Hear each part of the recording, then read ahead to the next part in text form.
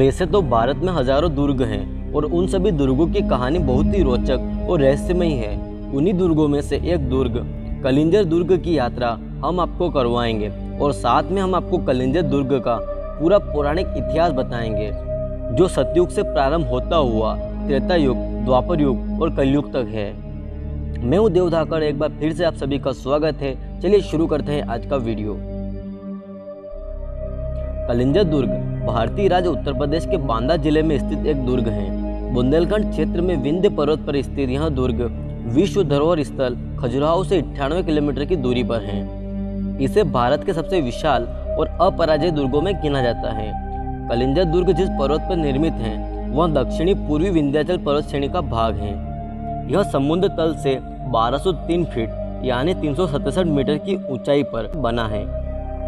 पर्वत का यह भाग 1150 मीटर चौड़ा है। इसके पूर्वी ओर कालिंजरी पहाड़ी है, जो आकार में छोटी किंतु ऊंचाई में इसके बराबर है। जनश्रुतियों के अनुसार इसकी स्थापना चंदेल वंश का संस्थापक चंद्रवर्मा ने की थी। हालांकि कुछ इतिहासकारों का मानना है कि इसका निर्माण केदार वर्मन द्वारा द्वितीय चतुर्थ शताब्दी में करवाया गया। यह भी माना जाता है कि इसके कुछ द्वारों का निर्माण औरंगजेब ने करवाया था। 16वीं शताब्दी के फारसी इतिहासकार फरिश्ता के अनुसार कलिंजर नामक शहर की स्थापना केदार नामक एक राजा ने 7वीं शताब्दी में की थी। लेकिन यह दुर्ग चंदेल शासन में प्रकाश में आया। चंदेल काल की कथाओं के अनुसार दुर्ग का निर्माण एक चंदेल राजा ने करवाया था। इस दुर्ग की ऐतिहासिक पृष्ठभूमि ढेरों युद्धों एवं आक्रमणों से भरी पड़ी है।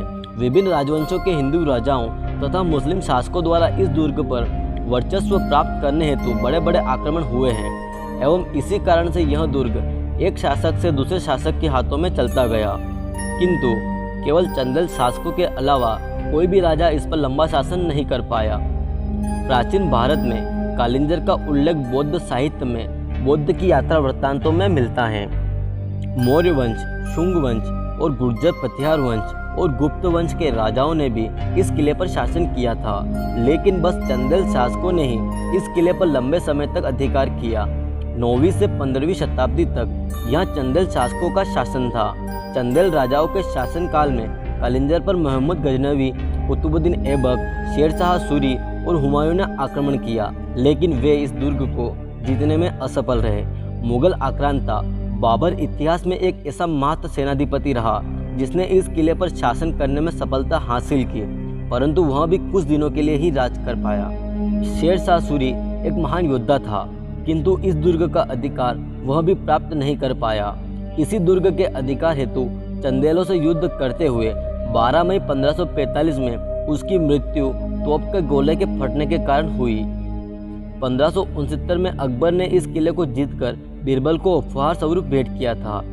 बीरबल के बाद इस किले पर महान बुंदेल राजा छत्रसाल का अधिकार हुआ था।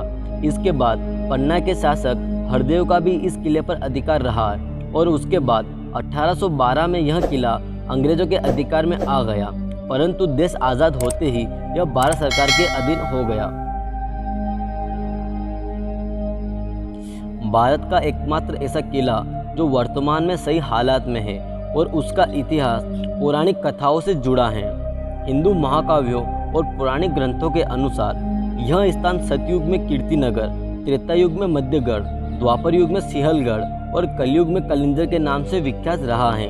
हिंदू मान्यताओं के अनुसार सागर मंथन उपरांत भगवान शिव ने सागर से उत्पन्न हलाहल विष का पान किया था एवं अपने कंठ में ही रोक लिया था, जिससे उनका कंठ नीला हो गया था। अंततः वे नीलकंठ कहलाए थे। तब वे कलिंजर आए और वहां काल पर विजय प्राप्त की। इसी कारण से कलिंजर स्थित शिव मंदिर को नीलकंठ भी कहते हैं। तभी से इसी पहाड़ी को पवित्र तीर्थ माना जाता है। पद्म पुराण में भी इस क्षेत्र को 9 उखल बताया गया है। इसे विश्व का सबसे प्राचीन स्थल बताया गया है। मत्स्य पुराण में इस क्षेत्र को अवंतिका एवं अमरकंटक के साथ अविमुक्त क्षेत्र भी कहा गया है। जैन धर्म के ग्रंथों तथा बौद्ध धर्म के जातक कथाओं में इसे कालगिरी कहा गया है। कालिंजर तीर्थ की महिमा ब्रह्म पुराण में भी वर्णित है। यह घाटी क्षेत्र घने वनों तथा घास के खुले मैदानों द्वारा घिरा हुआ है। यहाँ का प्राकृतिक वैभव इस स्थान को तप करने और ध्यान लगाने जैसे आध्यात्मिक कार्यों के लिए एक आदर्श स्थान बनाता है।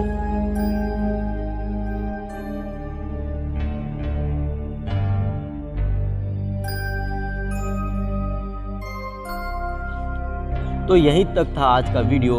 आशा करता हूँ आपको वीडियो पसंद आएगा। अगर आपको वीडियो पसंद आया हो तो लाइक ज़रूर करना, और आपने अभी तक हमारे चैनल को सब्सक्राइब नहीं किया है तो आपसे विनम्र निवेदन है कि चैनल को सब्सक्राइब करके बेल नोटिफिकेशन को ऑन कर लेना, ताकि जो आगे वो शानदार वीडियो आने वाले हैं उनका नोटिफिकेशन आपको सबसे पहले मिले। मिलते हैं अगले वीडियो में, तब तक के लिए जय श्री महाकाल। आपका कीमती समय देने के लिए धन्यवाद।